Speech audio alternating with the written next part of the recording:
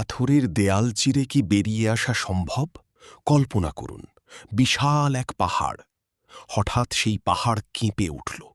পাথরের বুক চিরে বেরিয়ে এলো রক্ত মাংসের এক বিশাল আকার উট।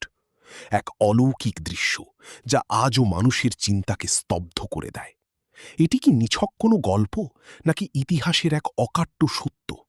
আজ আমরা ফিরে যাব সামুদ জাতির সেই অভিশপ্ত দিনে।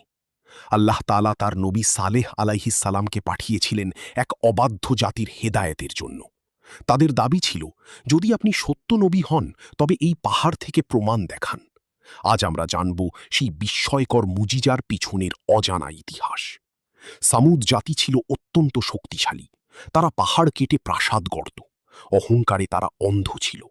সালেহ আলাইহিস সালাম তাদের একত্ববাদের পথে ডাকলে তারা উপহাস করে বলল, আমরা আপনার কথা মানি না, তবে যদি প্রমাণ দেন যে আপনি আল্লাহর নবী, তবেই মানতে পারি।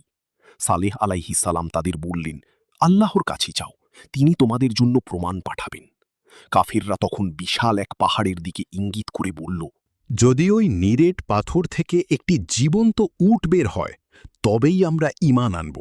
সালেহ আলাইহিস সালাম আল্লাহর দরবারে মুনাজাত করলেন। মুহূর্তের মধ্যে আকাশ ছেয়ে গেল মেঘে। পাহাড়ের গায়ে দেখা দিল ফাটল। হঠাৎ বিকট শব্দে কেঁপে উঠল পুরো উপত্যকা। পাথরগুলো যেন গলিত মোমের মতো সরে যেতে লাগল। ধূলিকণা ভেদ করে বেরিয়ে এলো এক বিশাল আকার উট। এটি সাধারণ কোনো উট ছিল না, যার আকার এবং বৈশিষ্ট্য দেখে উপস্থিত সবাই স্তব্ধ। এটি কোনো মানবসৃষ্ট অলৌকিক ঘটনা নয়, এটি ছিল সরাসরি আল্লাহর অমোঘ শক্তি। পাহাড় থেকে জীবন্ত উটটি বের হওয়ার পর সালেহ আলাইহিস সালাম সাবধান করলেন, এটি আল্লাহর নিদর্শন, একে কষ্ট দিও না। কূপের পানি সমান ভাগে ভাগ করে পান করবে। এটিই ছিল তাদের পরীক্ষার চরম মুহূর্ত। কিন্তু অহংকারী কাফিররা সেই নির্দেশ অমান্য করে পৈশাচিকতায় মেতে উঠল। আল্লাহর মুজিজা দেখেও যারা অবাধ্য হয়, তাদের পরিণতি ভয়াবহ। এই উটের ঘটনা আমাদের শেখায়, আল্লাহর হুকুমের সামনে মানুষের অহংকার বালির বাঁধের মতো।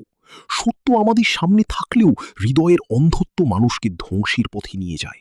আসুন আমরা হঠকারী না হয়ে সত্যের পথে অবিচল থাকি।